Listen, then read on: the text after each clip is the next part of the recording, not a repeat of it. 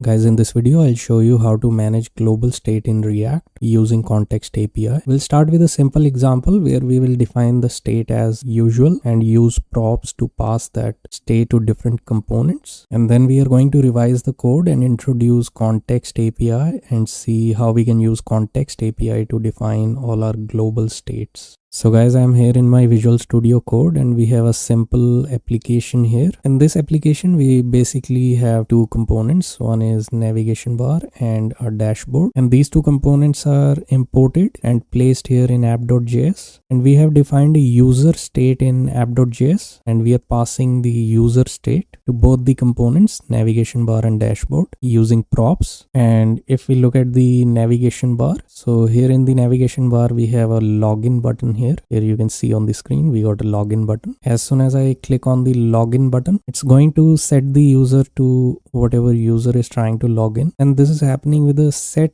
user function which is being passed to navigation bar using props. And here in the dashboard we can see the username because in the dashboard the user is being passed as a props. So basically in this application we have one global state which is user, and we are passing this state to different components using props.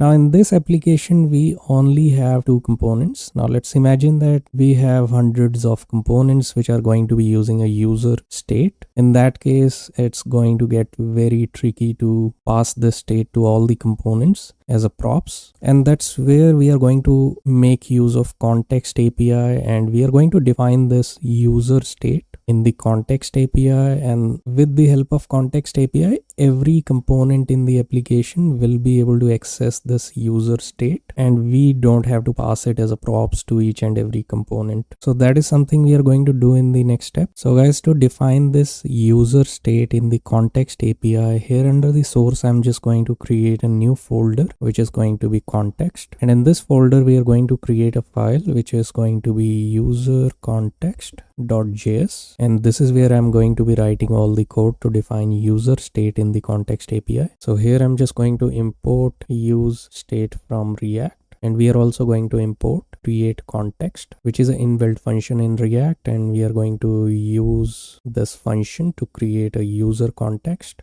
From this file we are going to be exporting two things. One of them is going to be export const user context, and we are going to be using a function create context to define our user context. And the second thing that we have to import from this user context is function that is going to be user provider. We'll see shortly how we can use these functions once we have defined it. So we are going to be defining user provider, and this is going to receive children as a props. So here I'm just going to define my user state, which earlier we defined it in app.js, but this time we are going to define it here, and this is going to be normally a use state. And this user provider function is finally going to return user context that we have defined here dot provider, and we have already defined the user context here at the top, and this is going to receive children as child components. So here in the user context, whatever value we are going to be passing is going to be available to all the components in the application. So I'm just going to be passing user and set user as values in this because I want this state to be available to all the components in the application. So let me minimize this and let's understand actually what exactly is happening here. So user provider is like a higher order component. All the childrens of this user provider are going to receive whatever states are defined here and passed here to the user provider. Let's actually correct one thing here. All the functions that I have defined here have to start with the capital U. I'm just going to change everything to caps U. The user context has to start with caps, and we also need to make sure this file is actually named as JSX, not JS, because all the children of user provider are going to inherit its states which are being passed as a values, and we want the entire application, all the components in the application, to have access to to user states, we can go to main.jsx, and here I'm just going to import user provider because I want my entire app to have access to user state. So I'm just going to wrap my entire app within this user provider. So basically all the child components of user provider are going to have access to whatever states are defined in the user provider, and they are also passed here in the user context. So by creating this user context and importing it here in main.jsx and wrapping our entire app within this user provider, basically we have given the access of this user state which is defined in user context to all the components, which means that now we can go to app.jsx. We don't have to define the state here, and we don't have to pass it as a props here. Let's delete all the props and state from app.jsx. So this is how app.jsx is going to look like now. And the last step we have to do is go to both the components and delete props because we are not passing the props from app.jsx. So basically now we are not passing this state as a props because these components can access user state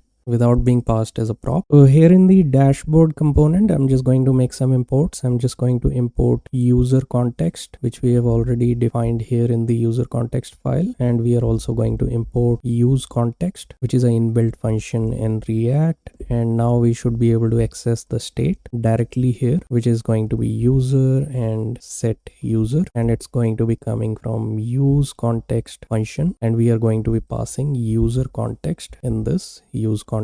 By doing all these imports and just by importing the state from use context, we should be able to access user in this dashboard. I'm just going to do the same thing in my navigation bar. So we are going to copy our imports here, and we can also copy this chunk of code which is accessing the user and set user. Now if we look at the application, if I try to log in, it's working exactly the same as it was working before, but this time we are not defining the user state in app, and we are not passing it as props to each and every component. So guys, that's how we use context API in React. If you have any queries, leave me in the comments, and if you found a value in this video, leave a like, subscribe to the channel, and I'll see you in the next one.